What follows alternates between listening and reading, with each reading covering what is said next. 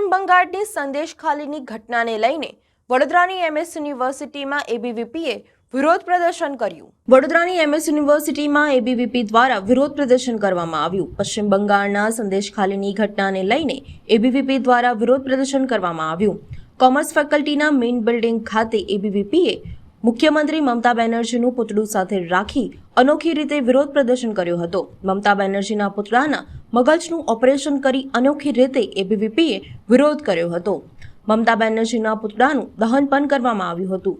સંદેશ ખાલીના વિસ્તારમાં તૃણમૂલ કોંગ્રેસના નેતા શાહજહાં શેખ અને તેના મળતિયાઓ દ્વારા મહિલાઓ સાથે બળજબરીથી યૌન ઉત્પીડન કરવાનો એબીવીપીનો આરોપ। વિદ્યાર્થી પરિષદ દ્વારા એમએસ યુનિવર્સિટીની અંદર એક આંદોલન કરવાની અંદર આવ્યું છે કે આપણે સૌને ધ્યાનમાં છે કે સંદેશ ખાલીની અંદર જે હિન્દુ મહિલાઓ ઉપર જે અત્યાચાર થયો છે તેના વિરોધની અંદર આજે મમતા બેનર્જીનું પુતળા દહન કરવાની અંદર આવ્યું છે અને એક સિગ્નેચર કેમ્પેન ચલાવવાની અંદર આવ્યું છે અને સરકારશ્રીને માંગ કરે છે કે મમતા બેનર્જીની સરકાર પર ક્યાંક ને ક્યાંક કડક એક્શન લેવાની અંદર આવે। નમસ્તે। હાલ આપણે લોકોને ખ્યાલ હશે કે પશ્ચિમ બંગાળના સંદેશ ખાલીમાં જે ટીએમસીના અધિકારીઓ છે એ દ્વારા સુનિયોજિત રીતે બહેનોને કાર્યાલય પર બોલાવી નાની બાળાઓથી લઈને મહિલાઓને બોલાવી અને એમના પર દુષ્કર્મ થઈ રહ્યું છે, ત્યારે જે રાજ્યનું પ્રતિનિધિત્વ એક મહિલા કરી રહી છે ત્યારે બહેનોને ઘરની બહાર એક પગલું મૂકતા પણ 100 વખત વિચારવું પડે છે। ખરેખર આખા દેશ માટે શર્મજનક વાત કહી શકાય। ત્યારે અખિલ ભારતીય વિદ્યાર્થી પરિષદ દ્વારા આ મહિલાઓના સન્માનમાં અને જે અપરાધીઓ છે એમની સામે કડક પગલાં લેવામાં તમને લોકોને ખ્યાલ છે 55 દિવસ બાદ એ અપરાધીઓની ધરપકડ થઈ, તો ત્યાં સુધી મમતાજી ક્યાં હતા? નામ તો એ પોતાનું મમતા બતાવે છે પણ એમનું કાર્ય મહિલા પ્રત્યે નિર્મમતા જેવું લાગી રહ્યું છે।